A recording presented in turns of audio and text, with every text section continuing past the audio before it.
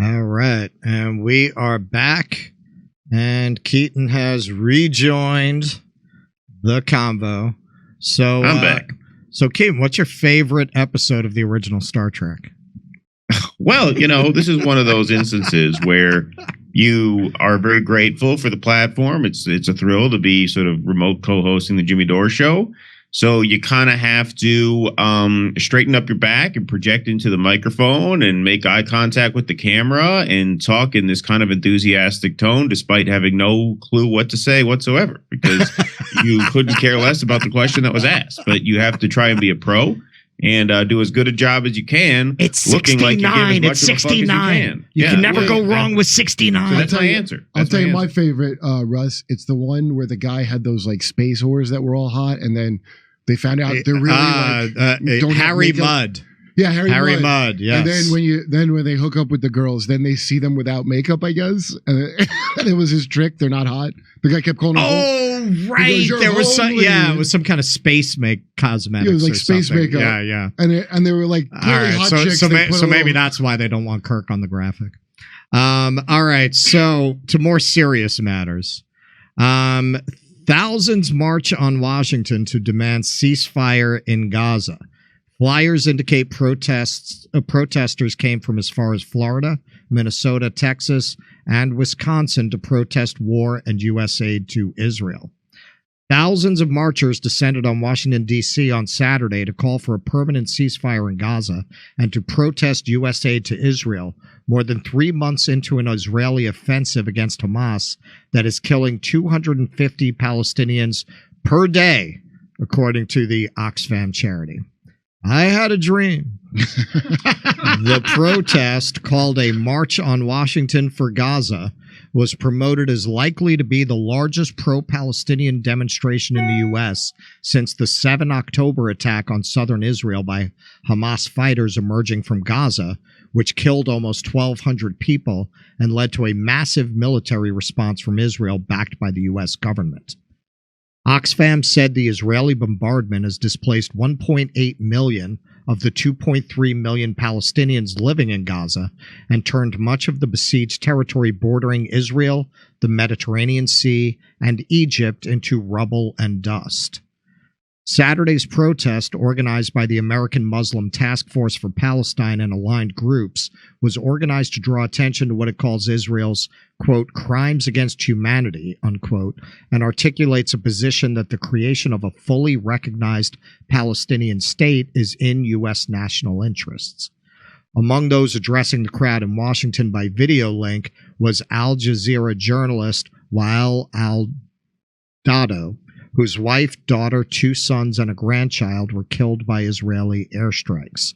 Also speaking were long-shot U.S. presidential candidates Cornel West, or as we call him around here, friend of the show, Cornel West, and Jill Stein, as well as a daughter of Malcolm X, Ilyasa Shabazz. Al-Dado spoke about the dire conditions Palestinians in Gaza are struggling to exist in while under Israeli bombardment. Quote, the people are paying an exorbitant price and are living a disastrous life, he told the crowds in Washington.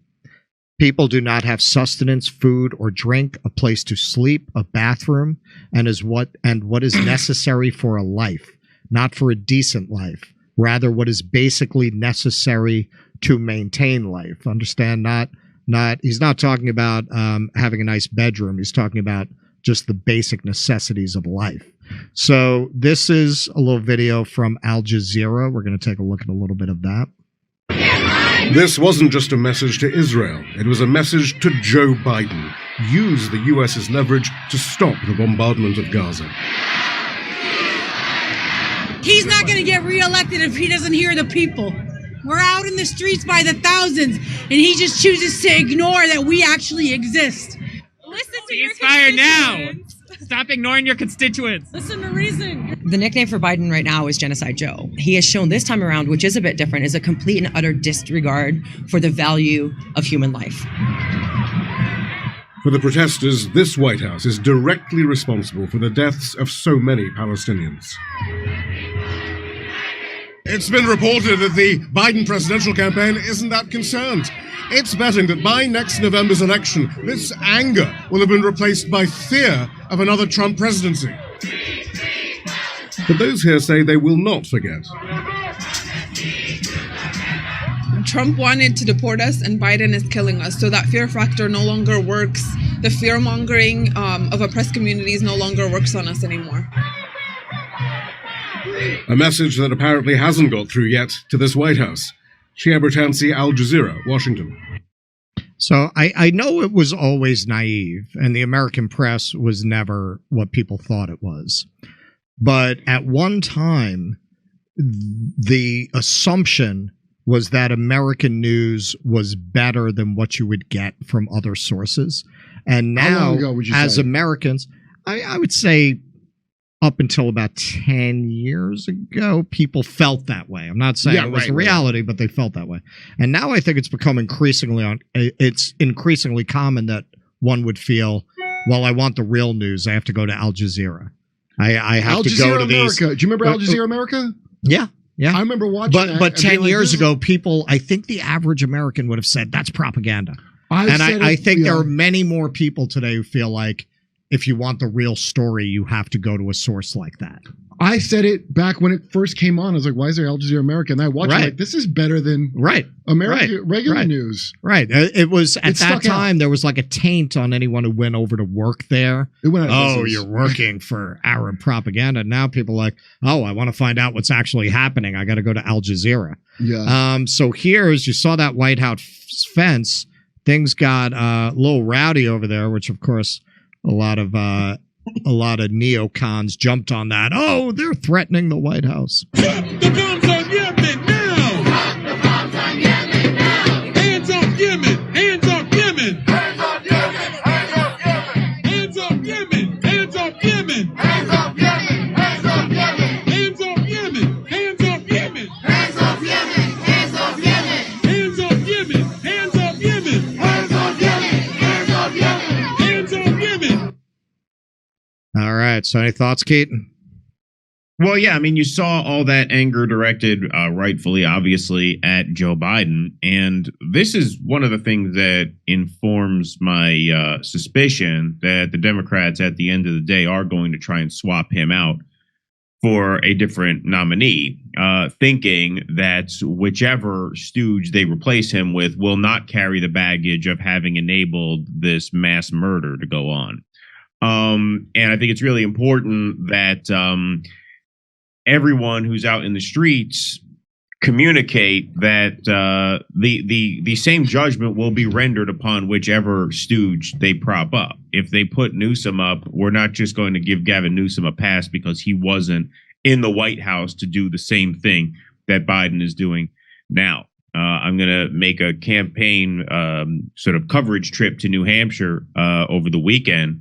And I do plan on going to the town hall events of both Dean Phillips and Marianne Williamson to let them know that should you win, should you win the nomination, you will be held to the same standard that Joe Biden is being held to now. Don't think that the Democrat, it's important that people in the streets really communicate this to the Democratic Party en masse. Don't think you're going to swap this mummy out for a pretty face who wasn't there. Hey, they didn't enable the genocide. They weren't there. No, that's not going to fly. And I suspect that they are going to try and swap Joe Biden out for a number of reasons, that being one of them, because this mass murder that Joe Biden has enabled in Gaza has alienated two key voting groups that the Democrats could not afford to lose. We knew they were going to really struggle going into this cycle with the same sort of white, affluent moderates that they won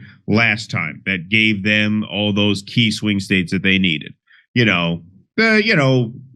Suburban, sort of independent, conservative leaning normies, right? Like they're going to lose those. We all know that they're going to lose those this time. But this genocide has alienated young voters and Arab voters, and those are two constituencies that they just can't afford to lose. And I think they're going to I don't know this, obviously, but I suspect they're going to try and swap Biden out in the hopes that they can win those groups back by bringing in someone who doesn't have this sort of baggage. And we can't let that happen. Every time you say swapping Biden out, it's like the president is a kind of tampon. Yeah. Once it's too bloody, you got to get a fresh one. That's just what it is. Yeah, I don't know that there's a means to do it, because I think at the end of the day, you got this crazy, senile, old bastard with very Nixonian resentments of always having been laughed at by the smart set, and now I'm the president. I don't think he'll willingly let that go any more than Nixon They got would've. Hunter, right? Can't they use Hunter? He's taking over the family business. Like AJ Soprano thought. In theory, will it work? I mean, you want Hunter to go to jail, or you want Hunter to walk? I'd vote Hunter. You want Hunter to walk, drop out. And right? I don't know if that party plays that way. You seen Hunter's dong? He don't have nothing to be ashamed of. That would be a slogan. That's gonna be him and Paris Hilton are gonna do a retirement video anyway. And on that note, keeping it classy here at the Jimmy Dore Show. Yeah. To you, Misha. All right. Misha Joe is a Byers. lawsuit waiting to happen. Joe Byers, hashtag Russell for permanent guest host. Thank you, Joe Byers. Hope's Box says, Russell, please remember to introduce Kurt too. Didn't I? Well, Kurt, you got have an here excuse, late, man. Hope's Yeah. Box. He wasn't here when we started. Christos, we are so happy to see Kurt in the house. I was in Dallas. He was in Dallas. Yeah, we missed it Friday. I was in an emergency row on the plane, and I remember it's like and it was on Southwest. You know how they use a Whole Food system to seat you? Like there's you stand in your little row and you just pick whatever seat is in that section.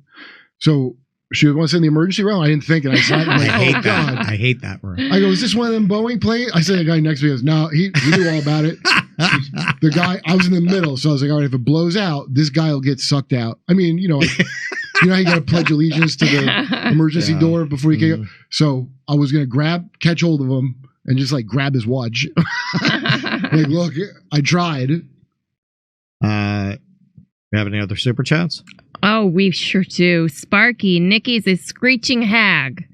And maybe Bird brain is just so perfect. I can't. You can't. He's got a knack. You cannot take that away from him. We'll end before we go back over to Russ. Like Smasher was correcting his little typo earlier. He said Vivek is more progressive than the left.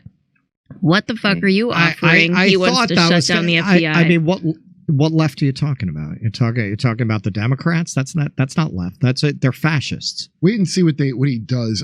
He talks real purty, but I would go off what people do, because you can't trust a single goddamn thing any of them say they're going to do. Right. If Trump, all the stuff they're freaking out about that Trump's going to do is going to have like the MSNBC camps and shit.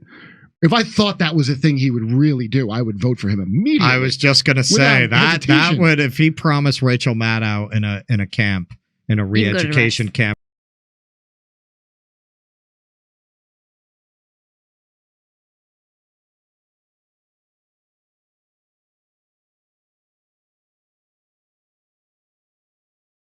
Hey, thanks for checking out our YouTube channel. Subscribe by clicking on that button down there for more AM Joy and the rest of MSNBC. And click on any of the videos right here to watch the latest interviews and highlights. And you can get more videos from MSNBC for free every day with our newsletter. Just visit